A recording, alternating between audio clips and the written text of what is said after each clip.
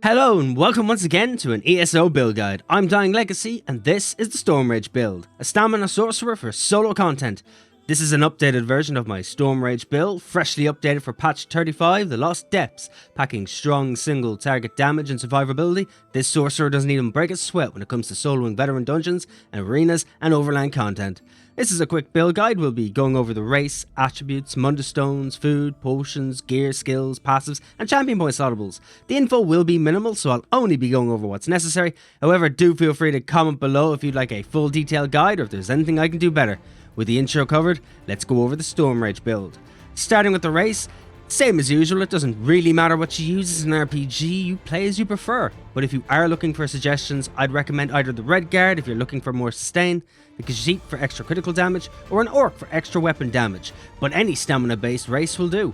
For the attributes, we're putting 64 points into stamina, and for our Munda stone, when we're doing solo content, we're taking the Lover Munda stone for extra spell and physical penetration.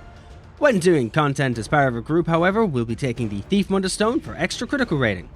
For our food, we're taking our Teum Takeaway Broth to increase our health recovery, max stamina, and stamina recovery. You can pick these up at a guild vendor or make it yourself if you have the recipe. This can be rather expensive to get your hands on, in which case the cheaper option is the dubious Cameronian Throne. The stats are slightly lower and it doesn't give health recovery, but it's a very small difference, and overall it doesn't matter which one you use. For our potions, we're using the Essence of Weapon Power, which grants us major brutality, major savagery, major endurance, and restores a little bit of stamina as well. We'll be using these for those longer and tougher fights. We can grab these at a guild vendor or make them at the alchemy station. If you haven't got any of them on you at the time, you can always pop an Essence of Stamina instead. This will give us major endurance and restore some stamina immediately.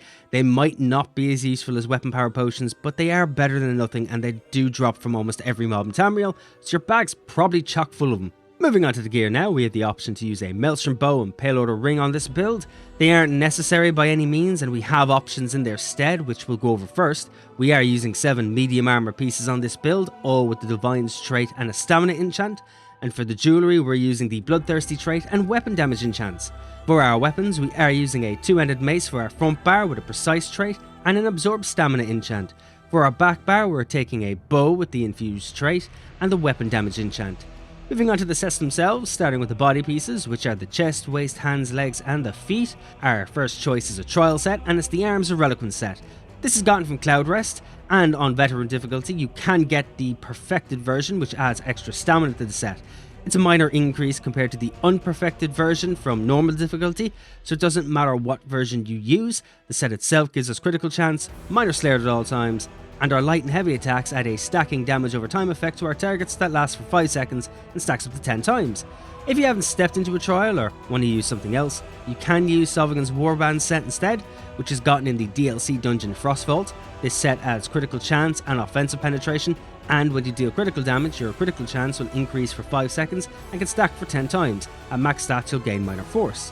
If you're looking for a little more healing, you could also go with Briarheart, which is gotten from Hrothgar overland content such as dells, world bosses and public dungeons. You can also pick it up at a guild vendor. Briarheart comes with critical chance and maximum stamina, and when you deal critical damage, your weapon and spell damage increases for 10 seconds, and while the effect is active, you'll heal when you do critical damage. This effect can occur once every 15 seconds. For our weapons and jewellery, we are going with the Pillar of Nirn set, which is gotten from the DLC dungeon Valkyrie Hold, which gives us maximum stamina, critical chance, and weapon and spell damage.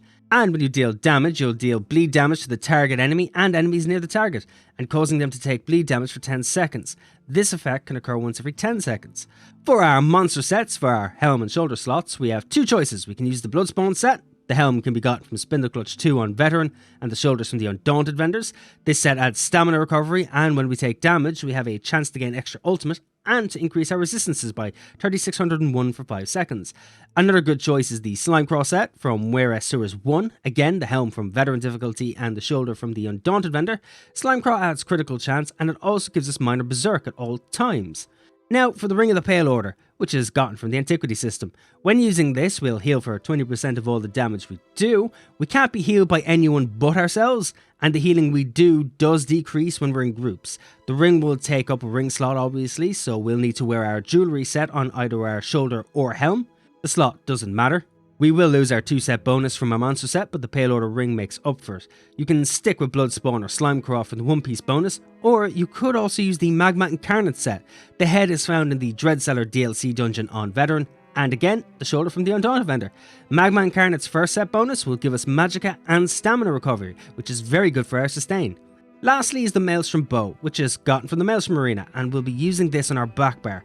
There's a perfected version from Veteran difficulty which adds extra critical chance. It doesn't matter which version we use, we are more interested in the base effect, which increases the damage volley deals per tick, and this damage increases further with each tick. And that covers the gear, and now it's time for us to jump straight into the skills, and we're going to start with the front bar. The first skill up is Stampede, morphed from Critical Charge, which is found in the 2-handed skill line. You'll charge an enemy and deal physical damage to them and to nearby enemies. This is always a critical strike. You'll also leave an AoE under their feet for 15 seconds that deals physical damage. Next is Carve, which is morphed from Cleave, which is also found in the 2-handed skill line. You'll deal bleed damage to enemies in front of you and cause them to bleed for 12 seconds. Hitting an enemy again will increase the duration up to 32 seconds. This also gives us a damage shield that lasts for 6 seconds. We'll follow that up with Bound Armament, which is morphed from Bound Armor and is found in the Daedric Summoning skill line. For 40 seconds, our light and heavy attacks will summon a weapon for 10 seconds up to 4 times.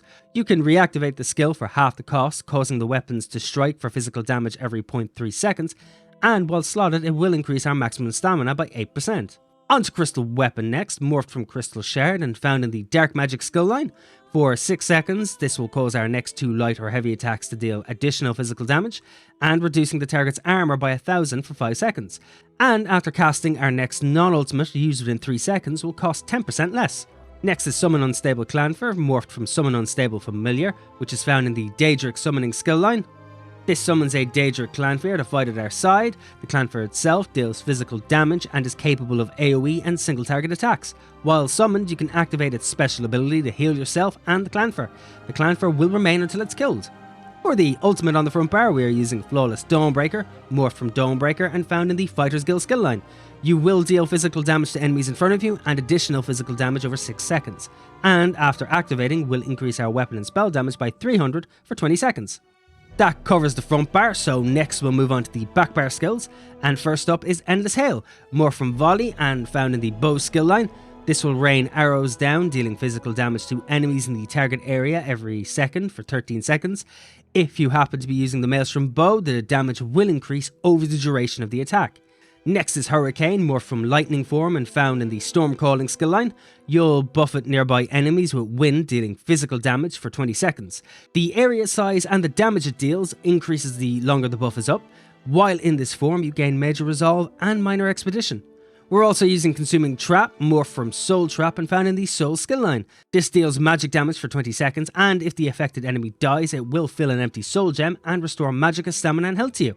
We're also using Razor Caltrops, morphed from Caltrops and found in the Assault skill line. This will create an AoE that deals physical damage and slows the movement speed of the target standing within its area. Enemies that take damage this way have Major Breach applied to them. Next, we're using Summon Unstable Clanfer again, same as the front bar. The reason for this is because if you switch bars with a pet summoned, it'll unsummon if the ability isn't present on the bar you have switched to. So we're making sure we have it up at all times. The ultimate on the back bar is Greater Storm Atronach, morphed from Summon Storm Atronach and found in the Summon Daedric skill line. This will summon a Storm Atronach to the target location, dealing shock damage and stunning enemies for 3 seconds. The Atronach itself will attack the closest enemy, dealing shock damage every second. An ally near the Atronach can activate the Charged Lightning synergy, granting themselves and the Atronach Major Berserk for 8 seconds. And that covers all the skills, so let's quickly go over the passives, starting with our class passives. First up is the Dark Magic skill line. We want everything in here, so we're taking Unholy Knowledge, Blood Magic, Persistence and Exploitation. In the Daedric Summoning skill line, we want everything again, so we're taking Rebate, Power Stone, Daedric Protection and Expert Summoner. And in the Storm Calling skill line, like the rest, we want everything in here, so that's Capacitor, Energized, Amplitude and Expert Mage. Next is the Two-Handed skill line. Again, we'll take everything. This includes Forceful, Balance Blade, Follow Up and Battle Rush. And we're also using a bow, so we want to take everything in the bow skill line as well. So we want long shots, accuracy, ranger, Hawkeye, and hasty retreat. We are wearing full medium armor, so we'll take everything in the medium armor skill line too, which are Windwalker, improved sneak, agility, and athletics. Next up is the guild passive, starting with the Fighters Guild. In here, we'll be taking Intimidating Presence, Slayer, Banish the Wicked, and Skill Tracker. And in the Undaunted passives, we'll be taking Undaunted Command and Undaunted Metal. Our next passive is an optional one and can be found in the Assault skill line, and it is Continuous Attack. We only need 1 point into this to get Major Gallop. We get nothing extra for adding a second point unless you plan on doing Cyrodiil or PvP. Moving on to the racial passives, these are specific to your race, so you'll need to grab everything and have a read over them, as every passive among the races are different and you'll want to know your advantages and your disadvantages. And lastly, one more optional passive, which is Medicinal Use, and it's found in the Alchemy skill line. This causes our potions to last much longer and makes potions outlast their cooldown, so you can always have a potion active. As much as I find this to be an optional passive, I would find this to be a necessary passive, because you should, and mostly are, always using potions at some stage, and you want to keep as much uptime on them as possible. And that covers the passives, and with that out of the way, we'll move straight on to the champion point slottables, starting with the Warfare tree. In here, we'll be taking Wrathful Strikes for an increase to our weapon and spell damage, Fighting Finesse for an increase to our critical damage and critical healing. There's Deadly Aim to increase our damage done with single target attacks, and we'll also be taking Thaumaturge to increase damage done with our damage over time effects. In the Fitness tree skill line now, we'll be taking Boundless Vitality to increase our max health, we'll be taking Fortify to increase our armor, we'll be taking Rejuvenation to increase our sustain, and we'll also be taking Bloody Renewal to get extra stamina back when we kill an enemy. Now, into the crafting skill line, it really doesn't matter what you take in here, it's all very subjective, and take what you like or what you think could be handy. But when I'm doing soloing, I like to take Treasure Hunter to increase the quality items I find in treasure chests. I like to take Ration Ear to increase my food duration, Liquid Efficiency just so there's a slight chance not to consume a potion or a poison when it fires, and I also like to take Steed's Blessing to increase my out of combat movement speed, which is very handy for soloing. That covers everything for the champion point slottables, and that also covers everything for the Strom Rage build. Thank you so much for watching the video, and I hope it was somewhat useful to you, or it helped you out with your own builds in some way or another. And if it did, why not like and subscribe? If you have any thoughts or suggestions, or if you just want to have a chat, why not comment below? You can also come chat to me over on Twitch at twitch.tv/DyingLegacy. We play a lot of MMOs over there, and we mainly commit character assassination towards my directional skills. So why not pop in and have a chat to me there, and we'll have a laugh and cry together, depending on the day and the content involved. Thanks again, guys. You've been absolutely fantastic. I've been Dying Legacy, and until next time, stay awesome.